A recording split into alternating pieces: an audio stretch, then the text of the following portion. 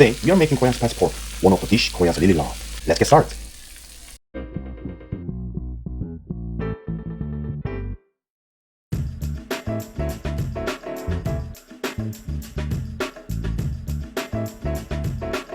For Korean spicy pork shoulder is best cut, sliced thin or deep, depending on your preference. I'm using thinly sliced pork shoulder today, so cut it into bite-sized pieces.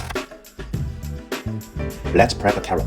Peel it, slice it thin, then cut it into bite-sized pieces. Now the green onion. Slice it thin at an angle. It goes in at the end, so if it is too thin, it can ruin the texture. For the onion, just cut it into bite-sized pieces, nothing fancy. See? Easy. Now it's time to marinate the pork. Add chili paste, chili flakes, minced garlic, soy sauce, fish sauce, and sugar. Put everything in. Mix it well so the flavor gets into every piece. The more you mix, the better it gets. And just like that, the pork is ready. Heat the pan over high heat and add some oil. Once it is hot, lower the heat to medium. Sauces with chili paste or chili flakes can burn easily, so cook on medium to medium-low heat. Once the pan is ready, add all the pork. Break apart any pieces that are crumbed together so it can cook evenly. Stir fry well so the pork does not burn. Once the pork is halfway cooked, toss in the carrot and cook them together. Keep it moving so the carrot softens and the pork stays perfectly cooked. That is the trick. Once the carrots are tender, turn the heat up to high.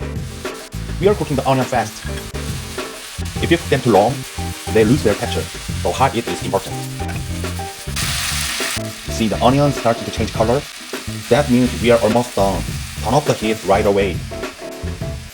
Now, we will finish dish with the heat wrapped in the pan. Add the green onions and black pepper, then mix well. Finally, add tossed sesame seed and it is done. If you do not have toasted sesame seed, add a tablespoon of sesame oil instead. Of course, you can add some sesame seed and sesame oil. Now, plate up your Korean spice pork and take a big bite of Korean soul food. It is amazingly rice and dangerously good soju. Enjoy! Wow, I love it.